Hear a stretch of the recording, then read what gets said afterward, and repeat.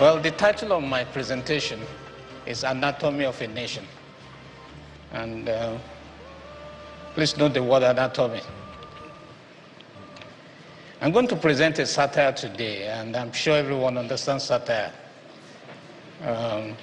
Satire is wit, irony, or sarcasm used to expose and discredit vice or foolishness. If I tell you Captain Odegbami is here, I don't know whether to call him captain or chief. But since I'm a footballer, he's captain. If you believe that I'm a footballer, you believe anything. Now, if I say, for example, that a general in this country is so good at football, that's better than Odegbami, Ronaldo, and Messi, and was so good, he dribbled the spectators, dribbled the referee, dribbled his teammates, and even himself, and scored an own goal. You know what a satire is, isn't it? Okay, so I'm safe to start with a satire. Okay. Now, in my younger days, I traveled a lot. I traveled the world to take photographs all around the world to raise money for the exhibition, for an exhibition which I held every year, to raise money for the 9 orphanages we supported. And one of the most interesting places I traveled to is Bilbao. Okay. Now, there's not much about Bilbao. You can walk up the entire length of Bilbao in 20-25 minutes. I remember when I was in the hotel and I asked for a taxi to go to the museum. They just laughed at me and said, please walk there. It took me only 15 minutes. But Bilbao has an asset, and that's the Guggenheim Museum.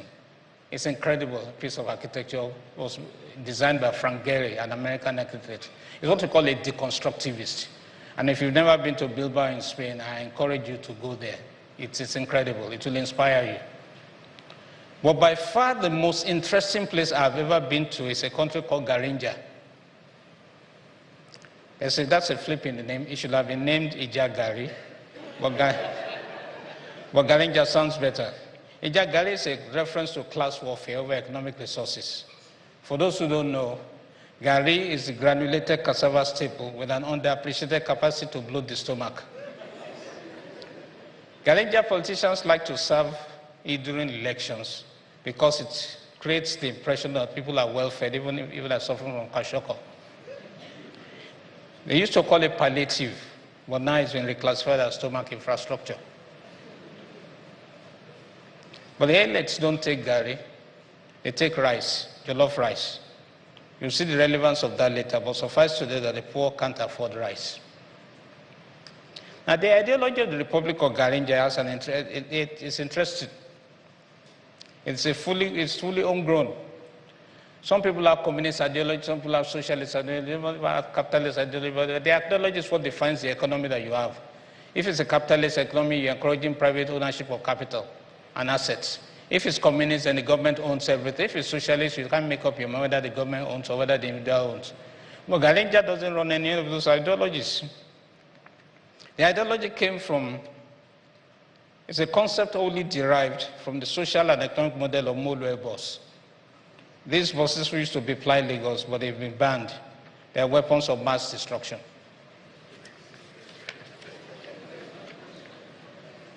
Now, Molueism stands on 2 pillars. Anything goes, and all things are possible. These tenets have transformative powers. It even produced a man who can stop an aeroplane on a tarmac.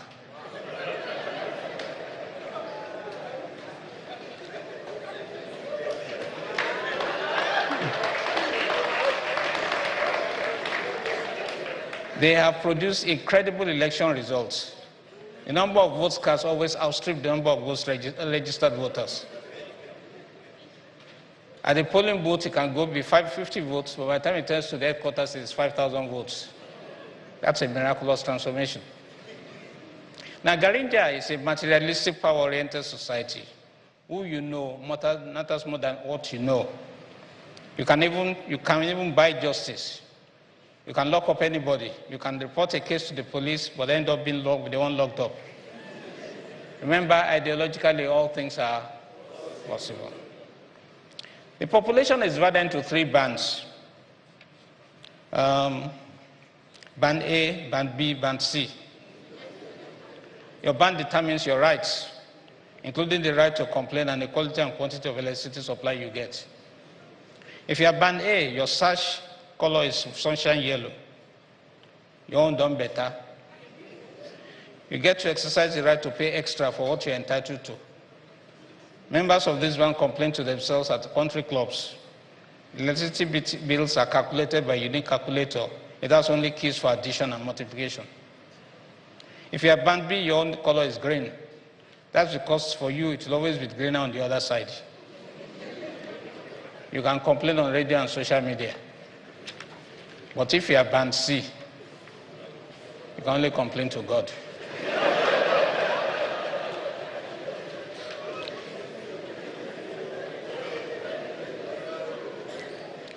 Now, the tour company that I booked offered a tour of the 5 wonders of Garinga. They are located in the capital city of Kuyemi. I can't comprehend.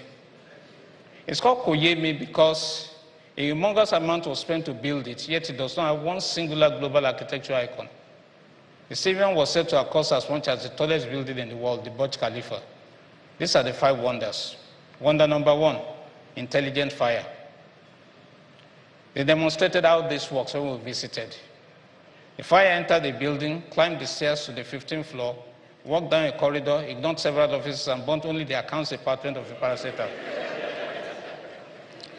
Prophet Elijah is known for calling fire from heaven, but his skill is no match for intelligent fire. The second wonder is the miraculous estate. 753 duplexes miraculously built themselves in the capital city. No one has shown any means of ownership. The third wonder is miraculous transmutation. The money stolen from a government parastatal simply turned into a goat. The goat is still at the police station. The fourth wonder is the national airline. It was launched with great fanfare in a foreign land with borrowed plane. A lot of money was spent on branding the project, but the plane was painted Garinga liveries. It has since disappeared, flew out by itself. There's a space of the plane exhibit at the National Museum. The exhibit simply says, abracadabra. The more you look, the less you see. The note encourages you to use your imagination to see the plane. The fifth wonder is the National Assembly building. The architecture is incredible. It has a huge glass dome. There are no windows whatsoever, so the legislators can't see outside or hear what's going on in the streets. There's a perfect echo chamber the architect boasted. The assembly members can only look up to the heavens through the glass dome.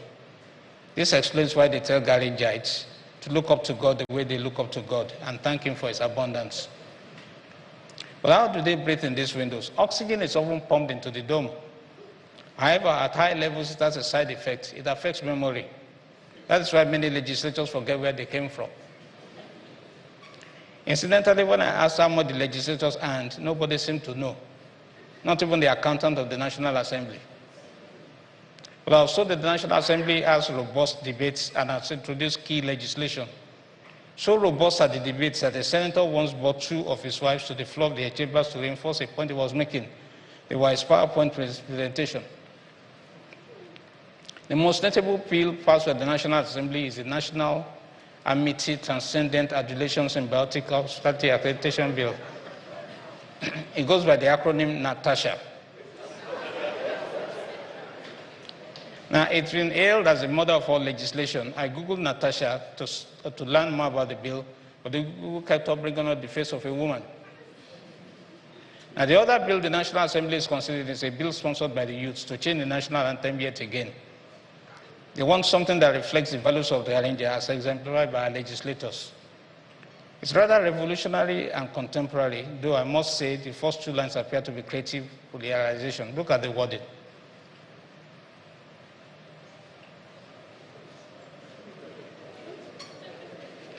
Does anybody know how to sing this song? You don't know how to sing? Okay, let's practice. No, wait. Let's practice properly. From here to there is C. This middle is B. And from there to there is A. So you take turns singing, so the A people will sing the first line, the B people will sing the second and third line, and the D people will sing the fourth line. So let's start. You guys sing well now. Are you hungry?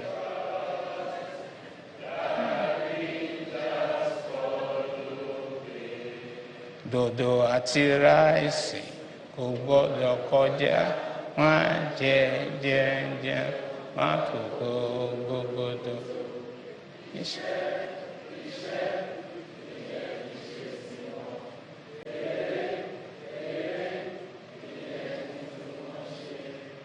Dodo àti ráìsì kò gbọ́dọ̀ kọjá wọ́n jẹun wọ́n kò gbogbo. Congrats. Now, I spent some time thinking about the fundamental challenges of Garinga.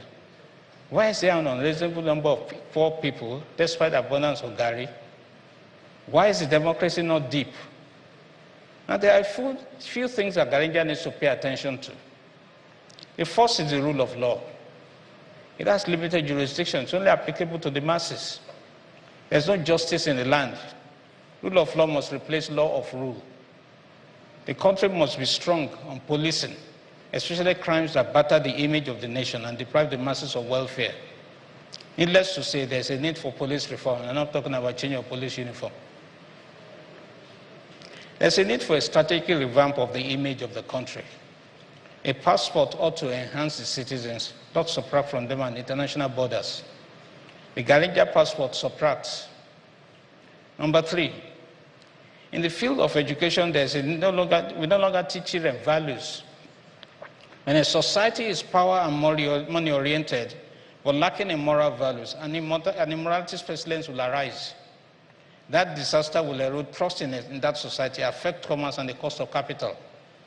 You can't build a nation without values. It is a contradiction in terms. There's a need to revamp the educational curriculum in schools in response to present challenges. Linkages between the universities and the venture capital industry must be fostered.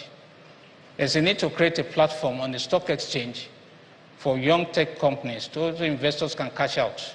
It will incentivize venture capitalists.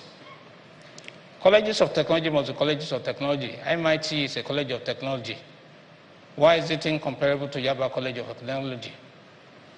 What are they doing that Garinga is not doing? Enterprise development is critical. It should be two-tiered. Tier 1 is for basic training of entrepreneurs. Tier 2 is for those who are focused on businesses that will create jobs and employ at least 20 people. 1 million of those will create 20 million jobs. Government must not only have the capacity to hire all the people, government doesn't have the capacity to hire all the people in job markets. Only the private sector can significantly reduce that number. There's democracy but no representative governance. Political office holders must be answerable to the people, not the other way around. In order to correct this anomaly, there must be electoral reform. There's a need to eliminate waste. Spending an inordinate amount of money, at the polling booth must be discouraged. It's a poor productivity. Why can't people vote by phone? As at May 2025, the tele-density of Garinga is 79.65%. That's almost 80%.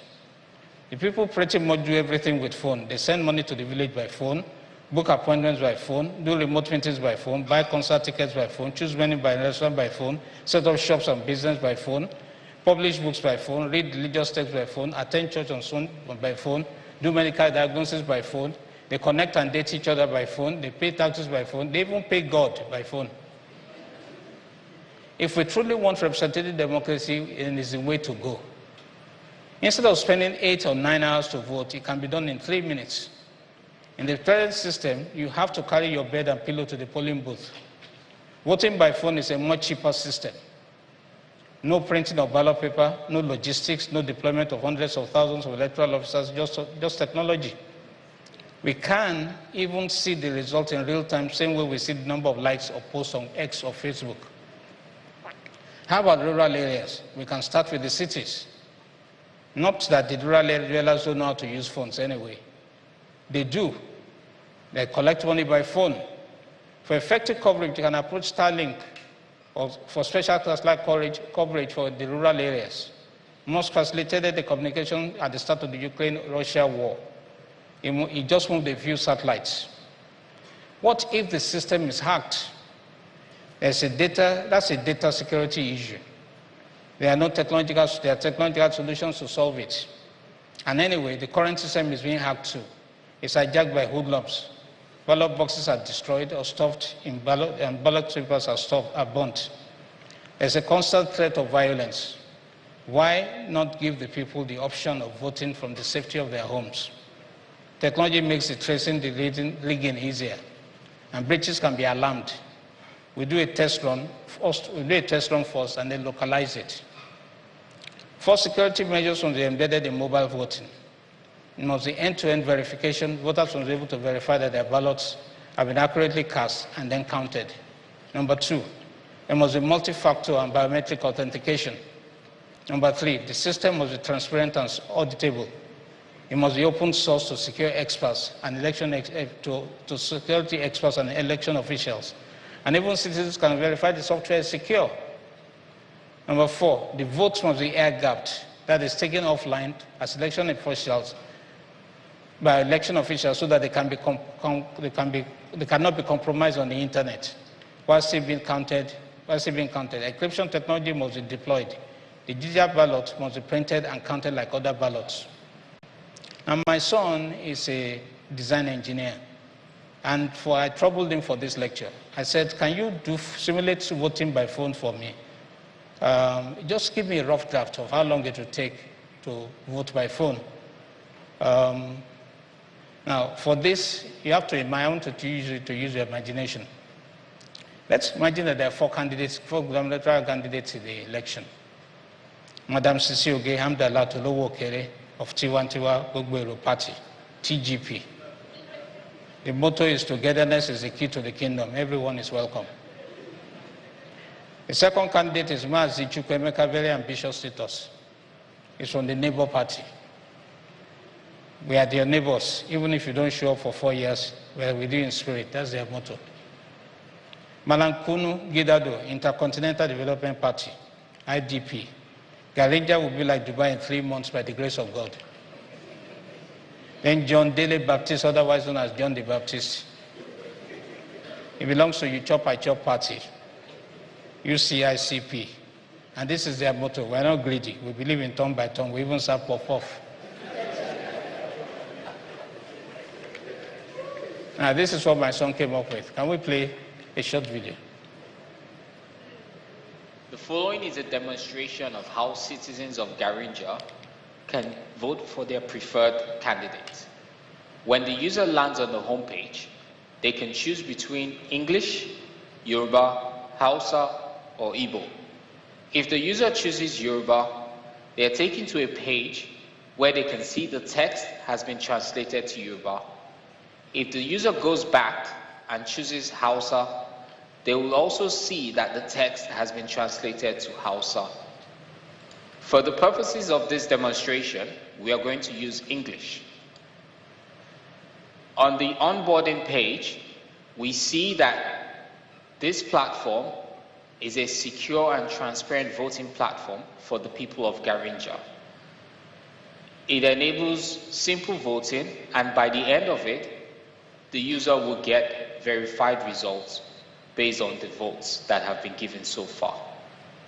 We shall continue for the demonstration. The next page shows where the user enters their PVC and their phone number. For the purposes of this demonstration, we are going to enter a fake PVC number and a fake phone number.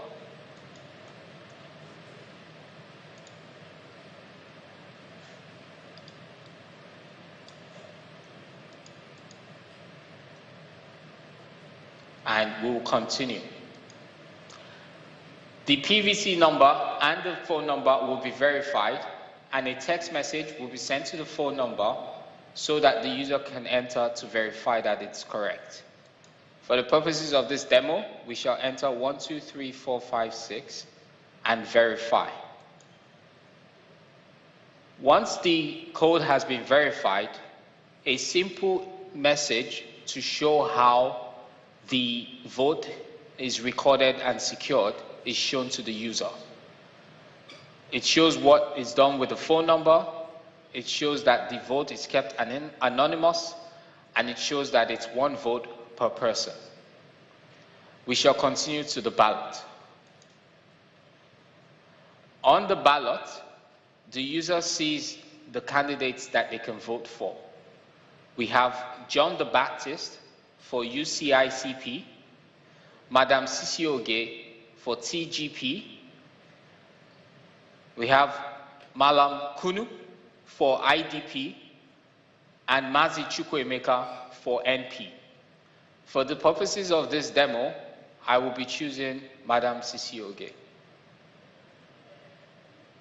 and I will cast my vote. Once I've casted my vote, I will see that it has been successfully done, and then I'm told what would happen next. In the similar vein, I can also see the live results.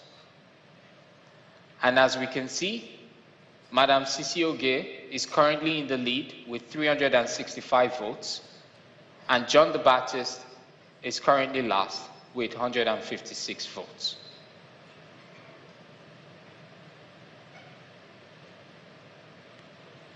Now, that shows you how simple it can be.